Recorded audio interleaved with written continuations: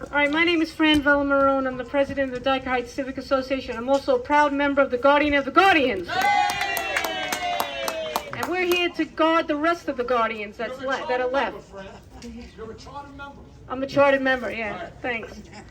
I want to thank you all first for coming tonight. I'm not going to speak long because we have a number of speakers, but we all know what's happening here. Somebody's tried to put up a 9-story building. Just picture that, a 9-story building right here that will tower over everything. That's incredible. It's totally out of character with the community. It's totally out of character with the rest of the construction that's here now. And it's not going to work. It's not going to work for us in the community. It's wrong. It shouldn't happen. And we're here to stop it, right? Yeah! All right, before we get started with the other speakers, I do want to ask one person to come up that's been very, very helpful. And she's really a stalwart in the community, but more importantly than that, she's on our side in government, and that's Josephine Beckman, the District Manager of Community Board 10. Josephine's going to lay out what the Community Board have done. They've been very supportive of us, and we really thank the Community Board for all the support that they've given us. And Josephine, in addition to that, has worked tirelessly on this for us. So thank you, Josephine. Thank you, Fran, and thank you for everyone who's here this evening. So Fran asked me to just put together just a timeline of work that the Community Board has been working in response to calls from the community about the recent developments here at this site. So a few of you asked me when I got here, what happens in a demolition? Aren't people supposed to be notified? Aren't plans supposed to be approved? So the way it works is when a demolition is done of a building, normally there are notifications, but when an alteration application is made, there are no requirements. So right now the developer is stating that he's moving forward as of right, as is reflected in his application. But a few months ago we learned that the sister building was being dismantled. By June, neighbors reached out to the district office questioning the full demolition. Community Board 10 contacted the Department of Buildings and saw that alteration permits were filed for a 9-story community facility. We requested an immediate DOB inspection, and violations were issued and a partial stop work order for non-conformance to approved plans. And the main concern that we heard from residents was what is going to be the impact of a 9-story building constructed adjacent to the landmarked Angel Guardian home. It will really tower, and what will be the impacts to the structure of the building. On June 12th, the Community Board emailed a letter to the LPC requesting a review of the demolition, the approved plans, and the impact to the individual landmark. We have received acknowledgement of this request, however, we have not yet received a reply. We did some research, and the final designation report from the Landmarks Preservation Commission indicated that the Angel Guardian home is historically and architecturally significant, which we know, and that's why it was landmarked. The Sisters of Mercy were really involved and played an important role in our community for over 120 years. They sold the Angel Guardian home and this site in 2018, stipulating in a deed restriction that future use of the property should include open space, community facilities, and dwelling structures of which at least 15% of the units would be affordable multifamily units. It was disappointing to learn that the finalized landmark boundary falls upon the rear of this building, and it allowed for the creation of a new through lot that may allow a developer to create a 9-story building for a community facility, to which everyone here is fighting, and I understand your concerns.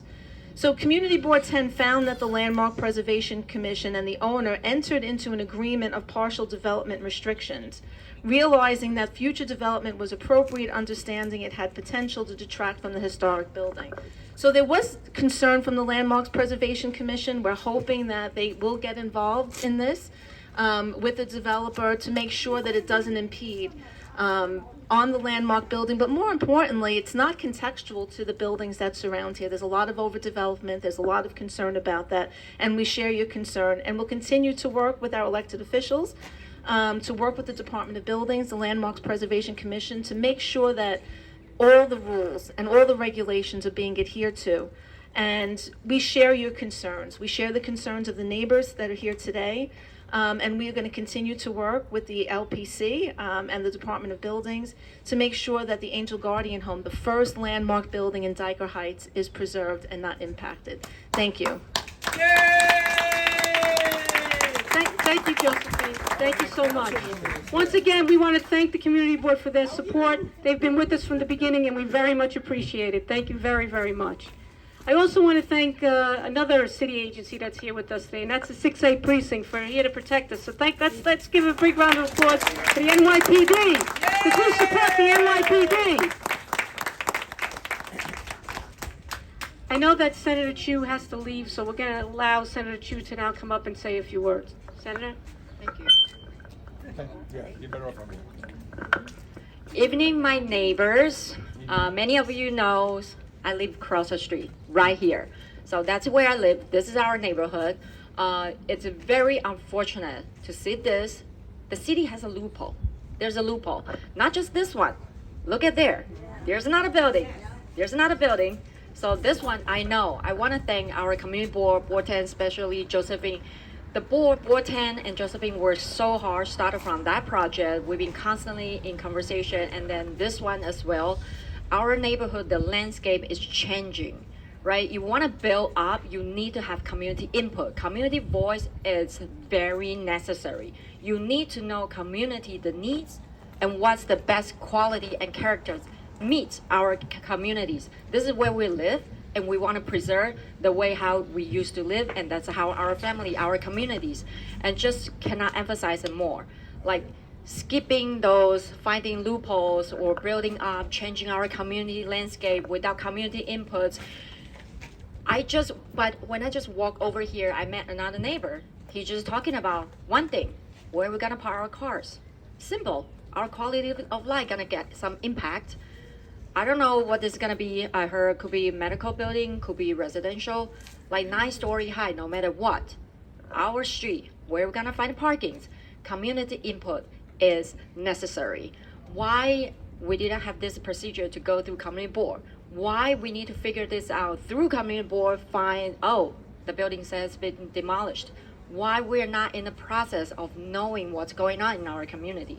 So that's why I'm standing here strong with our community, with my neighbors, with our families.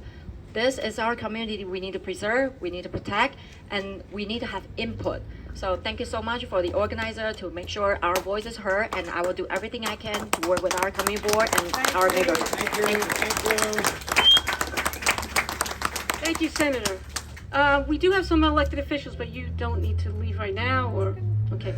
We have a few speakers from the Guardian of the Guardians that we would like to bring up to give a little bit more history about what's been going on in this location and what we are concerned with and what we're going to be fighting for. The first member of the Guardian of the Guardians I'd like to bring up is Frank Grassi. Frank?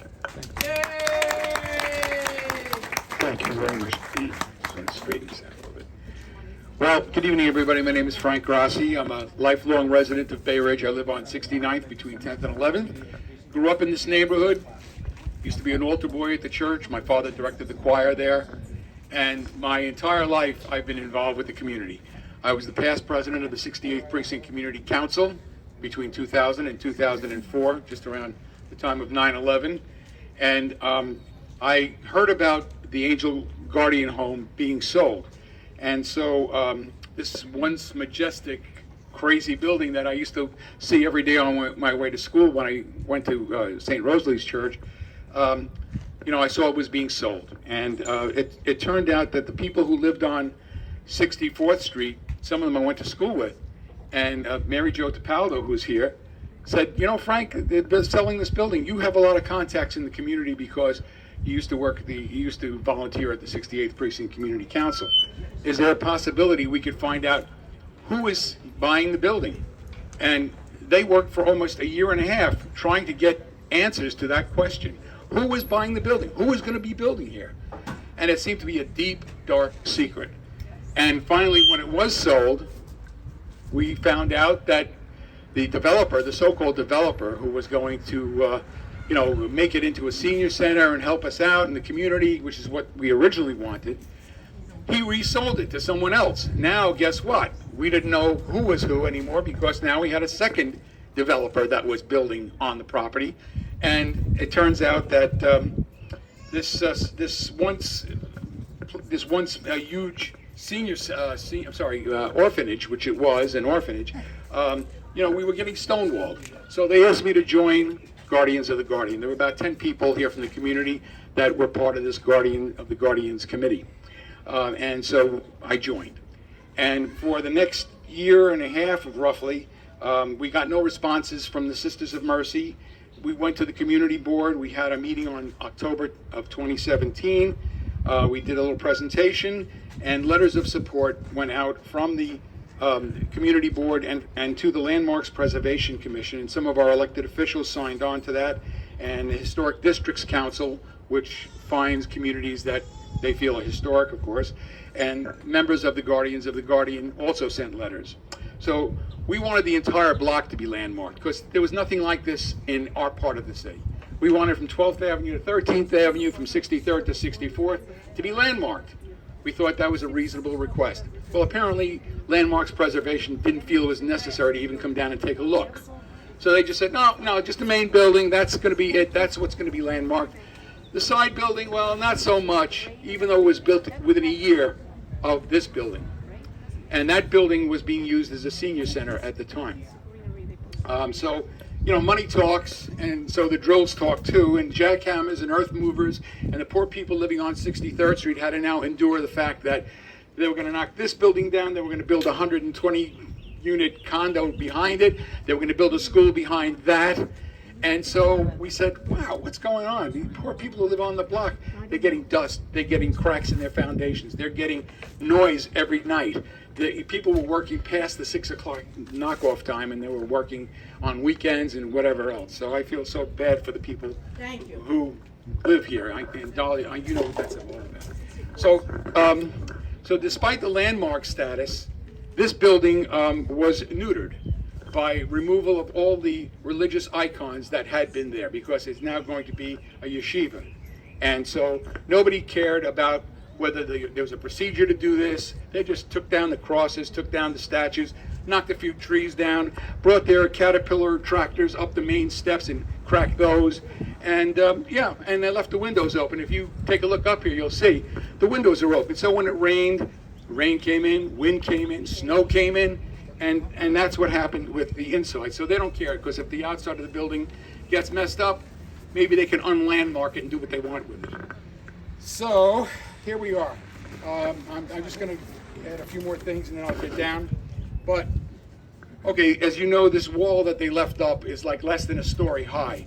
And this wall is all the way down at the other end. If you get a chance, go down to the other end of this hole in the floor and take a look and see a wall that's about maybe a story high. And because they did that, they can apply for an alteration. My question to the city agency people are, how come there's a loophole like that? I mean, that loophole must have been put in 100 years ago. Why is there still a loophole that you can leave part of a wall up, not even a full wall, and say, oh yeah, it's an alteration, and not have to go ahead and put a new construction permit through? That doesn't make sense to me. So what is he going to build here? Well, he's going to take down this beautiful, he already took it down, it's beautiful property, and 99% of it is gone, and his plans are pretty demonic. In place of this magnificent building, which stood for 120 years, he wants to erect a box, a 9-story box, a box which is totally out of character with the buildings around it, which, as you can see, are 1- and 2-family homes. His 9-story box is going to block the light out of your homes. It's going to increase the noise levels. It's going to overtax the sewers and the electric and the water supplies. His 9-story box will steal even more parking spaces from this neighborhood, a community that's already in crisis due to the expected school bus traffic that IS 187, PS 176, proposed new school down the end of this block, and a school on 14th Avenue that's also being proposed is now being constructed, and you will have no parking at all. So you got to ask yourself this: with all this new construction, is it also possible that it's been weakening the terminal moraine on which you now stand? I don't know if you're aware of that, but this is the end of a glacier right here. And now, 2 blocks over, there's a cut for subway and Long Island Railroad. So with all this construction and this digging, you think maybe there's a possibility that the ground is going to get weaker that you might start seeing earthquakes, you might start seeing tremors. We don't know. Nobody's done any studies. Certainly the contractor hasn't. Well, anyway, if you're environmentally conscious, I just ask you to ask yourself if this is where you came to live in a nice, quiet neighborhood, where your children can grow in safety and peace. I ask you to ask yourself, will you just sit back and let the developers have their way? Sooner or later, your home, your block, your community will be in the crosshairs of the fast buck contractors and the builders whose only concern is the profit that they're going to make in this neighborhood. You're already seeing the moving trucks coming in and out. You're seeing the signs going up, for sale, and the residents are going to less congested spaces. So here's the bottom line. It's called blockbusting. Yeah, it's called ruining the city. You got to get involved. Every one of you has to get involved. That means you have to give your opinion, write letters, contact. Somebody had a listing of all the Mary Jo has a listing of all the elected officials. She'd be happy to give them to you. You can find their phone numbers and send them a letter, send them a note, call up and yell at them, whatever you want to do. Why? Well, they have been here. We had our state senator here. I'm your city council. City council. So, my bottom line is to you that you have to be the ones to speak out, because it's never too late as long as we have community support. So join us. If you want to join the Guardians of the Guardian, we'd be happy to have you. We can certainly talk to any of the members who are here.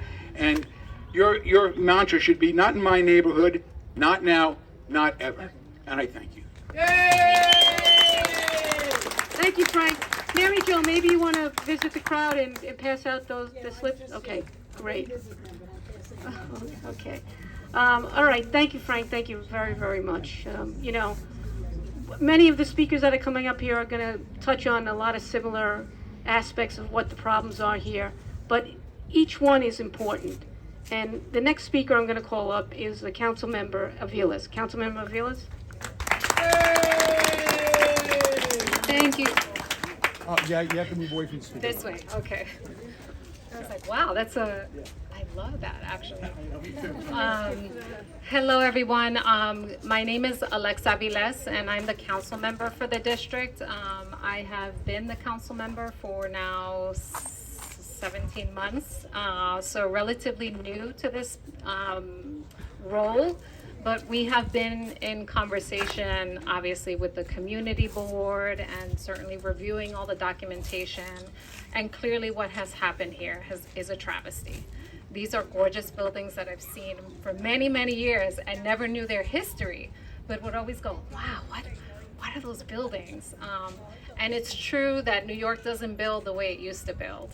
And all throughout the city, we are seeing the tearing down of our history. Right? And so, I stand here with you today in solidarity. We are obviously in support. We cannot remake, unfortunately, the decisions which I have many disagreements with. When we reviewed the hearings and we reviewed the rationale, which I found very arbitrary around why they considered one building worthy of landmarking and the other not.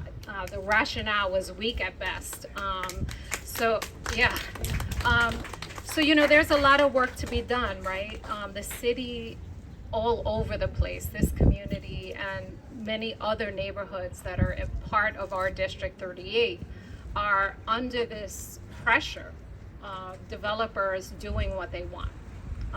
And I really resonate with how difficult it was to find the information about the developers, right?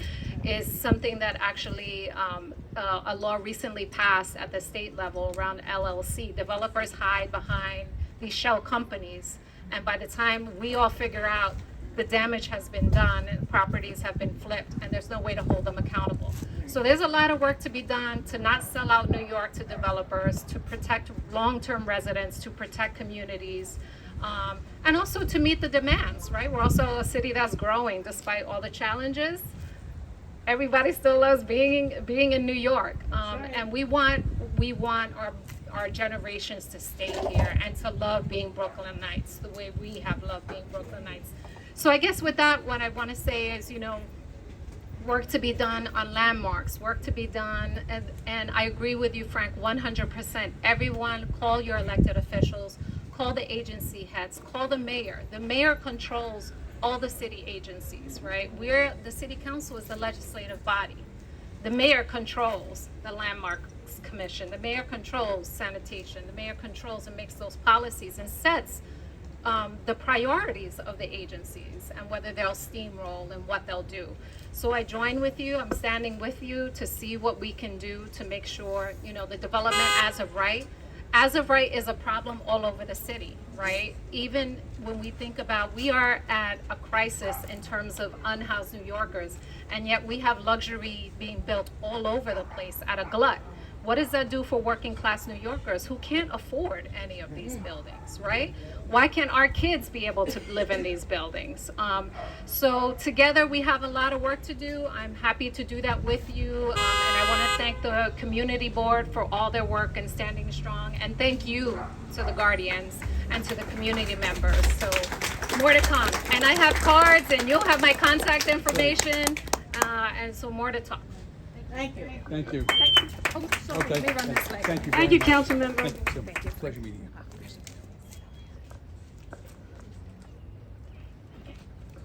Thank you, council member. Thank you very much. Before we bring up any more representatives, I'm going to ask another member of the Guardian to speak, and that is Carl Esposito. Would you please come up and speak?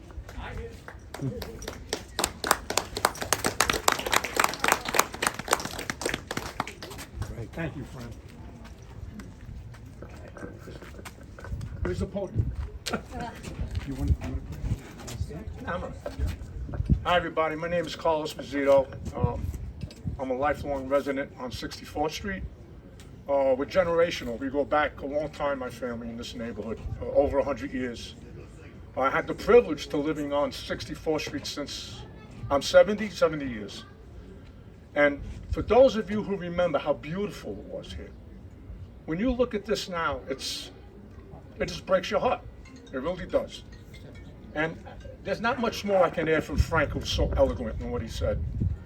But just picture a 9-story building coming up over here. 9 stories. What's that going to do, like what Frank said, with the traffic, with the congestion, with the infrastructure? And the contractors, they do their job, but a lot of times they really don't care about where they park their cars or the noise they make. So it's going to be an ongoing thing. It's been like this for about 4 years, and it's really, really hard. It's really hard to put up with. The quality of life has gone down drastically since they started these projects, and it's only going to get worse. So what I'm saying is, even if you don't live around this area, if you come from another area, watch out, because if there's soft property, developers are going to come in and they are going to develop. And when developers develop, they don't care about the community, right, Frank? Absolutely. They just care about the bottom line is the profits. So I'm just asking everyone else to look around, see what's going on. I know there's a lot of things I've been hearing about things, being put forth, and it's horrible. It's horrible. I just want to give kudos out to Fran. Where's Fran? Fran, who's really been like a steady rock to us, and the other members of my little Guardians of the Guardians, and Dahl, who's like the 63rd Street part of the Guardians of the Guardians. Mary Jo, my wife Claire, Frank, Laura, Jane. We all did.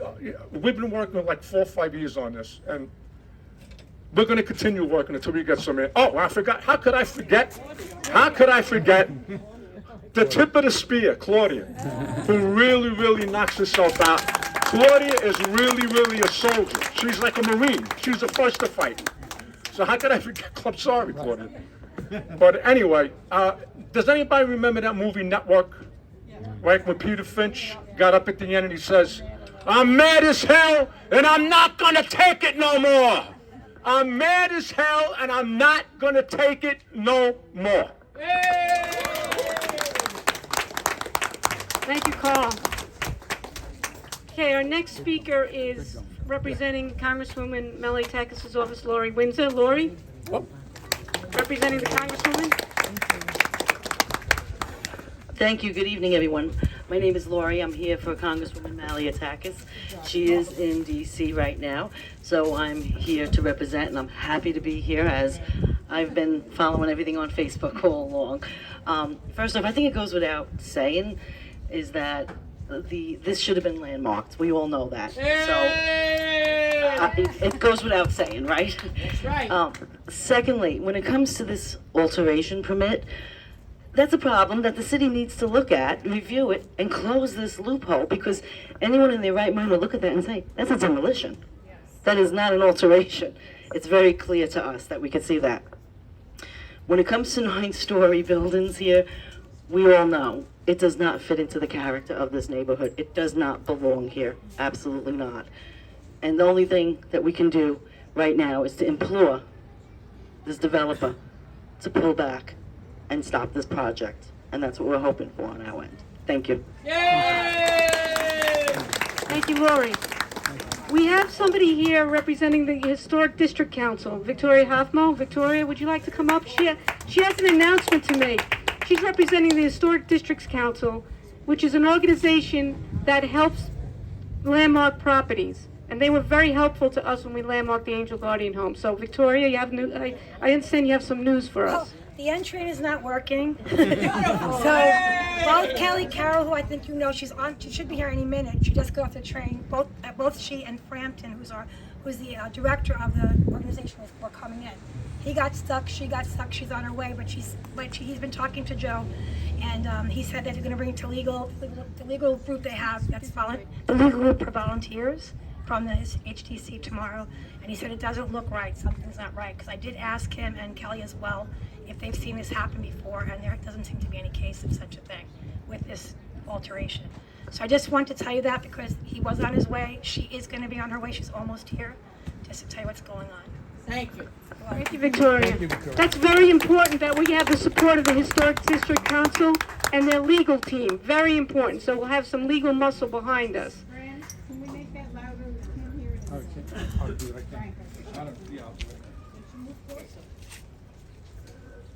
Can you hear it now? Can you hear me? You sure? Let me hear you. Let me hear you again. One more time. All right. We have representing our Assemblyman Lester Chang. Seriously, we arranged a meeting with the Assemblyman some weeks back, and he met with all the Guardians to try to address this problem. I know he's supportive of us. I know he couldn't be here today. He's not available to be here, but we did have a meeting with him. He has been helping us, and we appreciate it. Thank you. Pressure off the end train. All right, we have Kelly Carroll from the Historic District Council.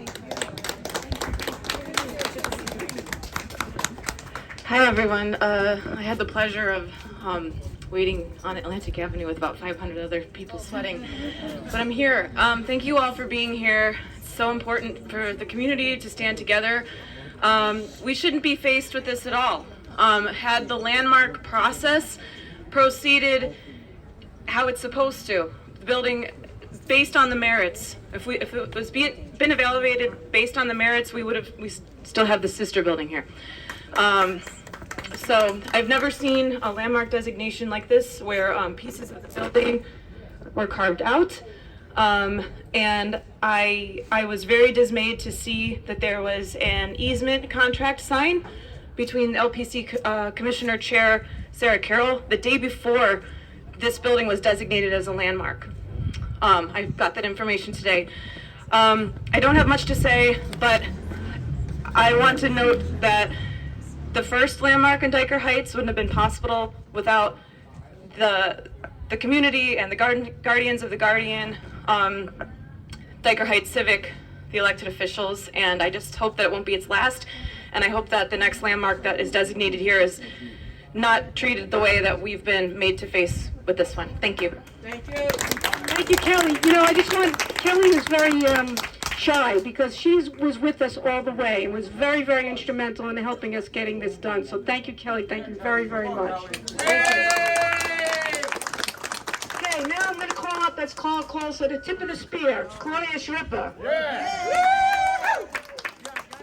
Stand back, everybody. So I just want to, hi everybody, I want to thank you first for coming, because I know you're all busy, but we need our voices heard. Just take a moment and look at these pictures. I know they're kind of small, but the buildings were absolutely gorgeous. They were majestic. This building is destroyed. I know they said it's landmarked, but look at it now. For 100 years, this building was beautiful. Now look at it.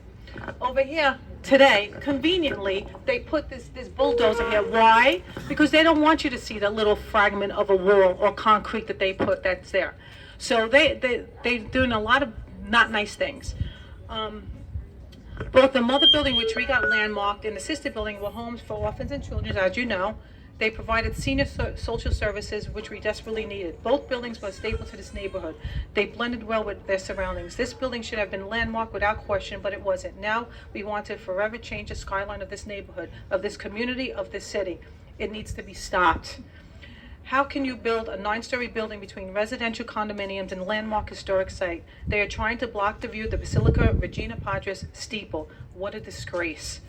They ripped off the crucifix of the landmark building that I am standing next to. Now they want to build a 9-story building that will block the view of the Basilica steeple. For over 100 years, buildings were majestic, standing strong. Now look, the structure history is erased forever by the greed of these developers coming into our neighborhoods. We once looked at this beautiful, majestic building and beautiful garden. The gardens were absolutely gorgeous. I mean, the pictures can't, but they were gorgeous. And now we're looking at a concrete jungle. It is a major crisis. The community has been calling, emailing every elected official, and we are not getting any results. Right? Not only are we going to deal with the major congestion now with the school on 13th Avenue, but it also becomes a health issue. What happened to COVID? We had to stand 6 feet apart. Now we're in 2 inches. Laws need to be enforced. They knocked down a wall that was part of the Angel Guardian home. There was never a throughway, because that's one of the loopholes, that they can build a 9-story because there's a throughway. There was never a throughway from 64th to 63rd Street. You can't make something that's illegal, make it legal. Can't happen. The builder submitted alteration application. This, as you can see, is a demolition. And I really would like you guys to take a look at the wall. There's no wall there. This neighborhood has endured so much. We reached the Department of Buildings, elected officials who have agencies have a close watch in this area because of all the projects that were going on. Nobody was here. It's unbelievable. This should have not happened at all, and we are demanding that a stop to a 9-story building should not be allowed. Lastly, the builder and developer of this property have not been communicating with us. They hide from us. We want to know what is going on. We want to meet with them. We wanted to have a discussion with them. No transparency whatsoever. We do not want this building here. We want to know what is being built. We want it consistent with the 3 stories. We need support from all of you, from our elected officials. We want everybody, that's what I passed around. You need to contact your elected officials. Communicate with the city. We also contacted the Landmarking Preservation Commissioner. We feel that this is contrary to what we want, and we really haven't heard back from them. The city turned a blind eye. They really did. Again, this is not an alteration. It is a new construction, another loophole. I'd like to know who these developers are, who and where is this funding coming from. That's a big question. There are questions that need to be answered. There is absolutely no transparency. Bad things happen when good people don't say anything. And so we've been trying so hard to get this out there. And again, like Frank said, like Carl said, it's happening in your neighborhood. It's happening all over. These 9-story buildings are coming up. Where's the funding coming from? They need to look at who is funding this. If you see something, really say something. How do you do it? Call 311, your elected officials. You got to keep on top of things. You just got to. Because guess what? They're here to take your front seat, and not for good reasons, because look what's going on here. So again, I want to thank everybody for joining us, and please, please have a voice, because guess what? It's going to happen over and over again if we don't stop it here and now. Thank you again. Thank you for coming. Thank you, Claudia. We're going to wrap up now. I just want to say a few things. I just want to say this. This 9-story building, there's also another one down the block, and there's another one a few blocks up that they want to build. This is happening throughout our community. It's changing the character of our community. It's impacting our lives. You need to take a role. You need to get involved. You need to contact your elected officials. You need to make your voices heard. You need to attend rallies like this. You need to visit offices of the elected officials and go up to them and say, you need to help us. Get to the mayor's office, contact the mayor, because that, what the council member said is true. The mayor has a lot of authority here. He runs these agencies. Get to him, talk to him about this, talk to his office about this, make something happen. Only you, only we, as the people of this community can make something happen. So what are we gonna do? We're gonna make some noise? I don't hear you, not loud enough. No one can hear you, nobody can hear you. Louder.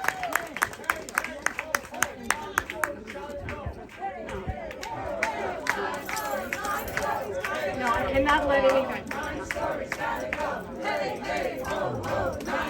Gotta go. Hey, hey, ho, ho. 9 stories gotta go. Hey, hey, ho, ho. 9 stories gotta go.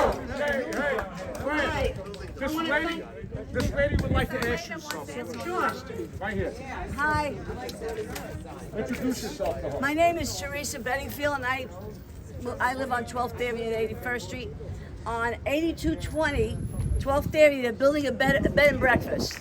I don't know if you heard about it, but now they got a stop on it. They put a stop on it for whatever reasons, but they sold that big house and they're going to be putting B&B. How can they put that in this area? How is it zoned for it? We don't, you're right about that, and that's something, that's another issue that we should look into. It's indicative of what's happening to our community. Okay. It's indicative of it, and I'm glad you brought that up, because that's something we'll follow up on, so thank you. Thank you very much. 8220 Thank you. 12th Avenue. I'll talk to you after the rally, thank you. And I'd like to ask all of you, when we're gonna close up now, I'd like to ask all of you to come up and look at the photos that we have here. Come up and walk around and look at the site and look at the 1/4 wall that they left up for an alteration, which is really a demolition, okay? A complete demolition of the property. So come around, look at the property, look at what's here. Look at the pictures that we have up, the before and after. Come and see what's going on here and speak about it. You are the tip of the spear, not only Claudia, but we all are. We all have to be out there, we all have to be fighting. So thank you all for coming. Thank you all for coming, let's hear it.